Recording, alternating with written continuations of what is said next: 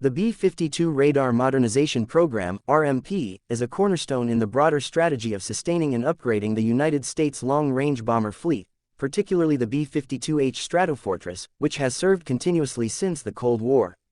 Despite being a 1950s-era platform, the B-52 remains integral to the U.S. Air Force's force structure due to its unmatched combination of range, payload, and mission adaptability. The radar upgrade is one of the most critical and technically challenging elements of the B-52's modernization, intended to keep the aircraft operational and effective in modern combat environments well into the 2050s. The existing radar on the B-52, developed with analog technology many decades ago, has grown increasingly outdated. It lacks the resolution, reliability, and capabilities needed for contemporary precision strike missions in electronic threat environments.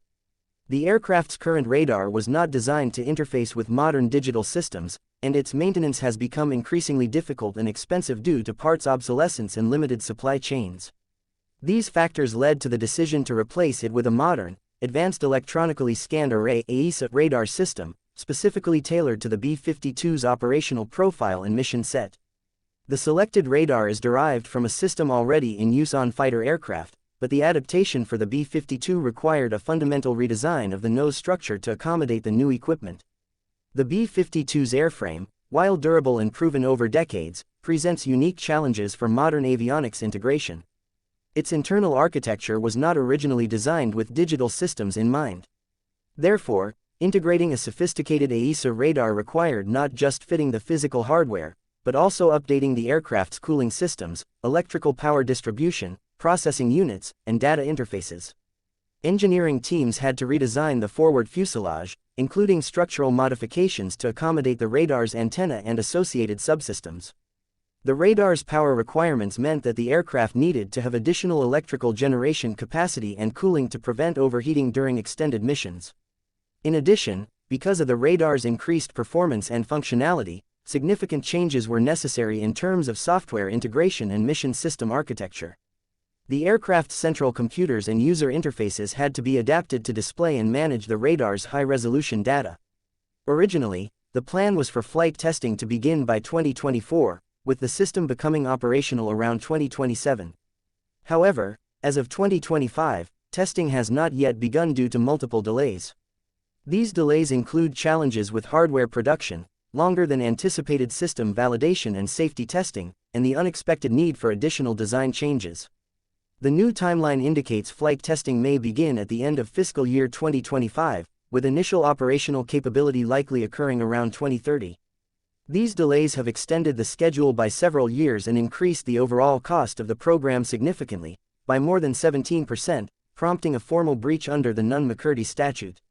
This is a legal threshold requiring congressional notification and review if a major defense acquisition program exceeds specific cost growth margins. Following this review, the Department of Defense reaffirmed the program's importance and chose to continue development.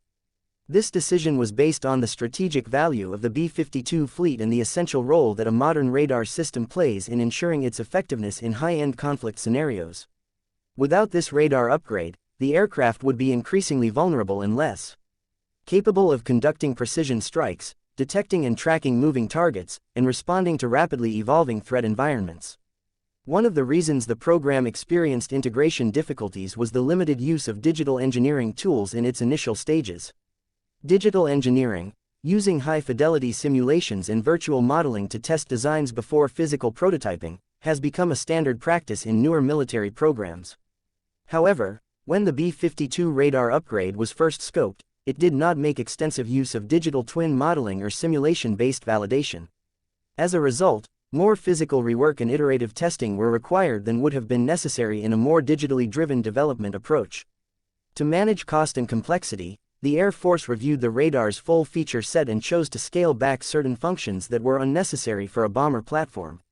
While the radar's core capabilities, such as high-resolution mapping, long-range target detection, and tracking, were preserved, some elements specific to fighter operations, such as rapid scan modes for highly maneuverable air combat, were removed or simplified.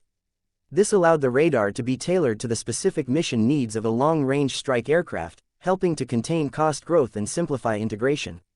From a capability standpoint, once deployed, the AESA radar will mark a significant leap in what the B-52 can achieve. It will allow crews to detect and identify targets at much greater distances with higher precision. The radar's ability to perform multiple functions simultaneously, such as ground mapping, target tracking, and threat identification, means that the aircraft will gain more real-time situational awareness.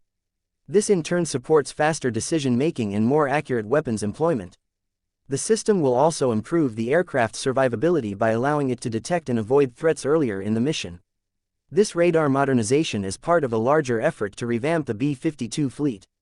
Other major components include the Commercial Engine Replacement Program (CERP), which will replace the aging TF-33 engines with new Rolls-Royce F-130 engines. These new engines are expected to improve fuel efficiency, reduce maintenance demands, and support global mobility for decades to come. In addition, the aircraft is receiving digital cockpit upgrades, new communication systems, improved electronic warfare capabilities, and weapons integration enhancements. All of these efforts are coordinated to ensure that the B-52 remains fully mission-capable as part of a future bomber force that also includes the B-21 Raider. The long-term goal is to extend the B-52's service life into the 2050s, maintaining it as a central component of the U.S. bomber fleet. Its long range, high payload capacity, and loiter time give it enduring value in strategic and tactical operations. The radar upgrade, while delayed and over budget, is central to ensuring the platform can perform in contested environments that feature advanced air defenses, dynamic target sets, and real-time data fusion. Its continued relevance depends on integrating these new capabilities into a proven airframe, which, despite its age, has shown remarkable flexibility and durability. The radar's development challenges are not unusual for a program of this scale and complexity, especially when integrating 21st-century technology into a mid-20th century platform. The B-52 RMP represents both a technological and organizational challenge. It requires careful coordination between defense contractors, engineering teams, and Air Force leadership. The program's progress reflects the Air Force's continued commitment to fielding a balanced and capable bomber fleet that can adapt to new threats without relying entirely on new-build aircraft.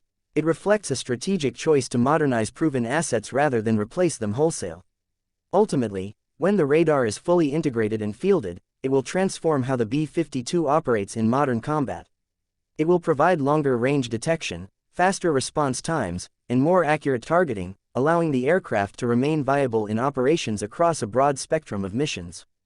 Despite the delays, the investment in this upgrade is considered essential to maintaining national defense readiness and ensuring that the United States maintains its long-range strike advantage well into the future.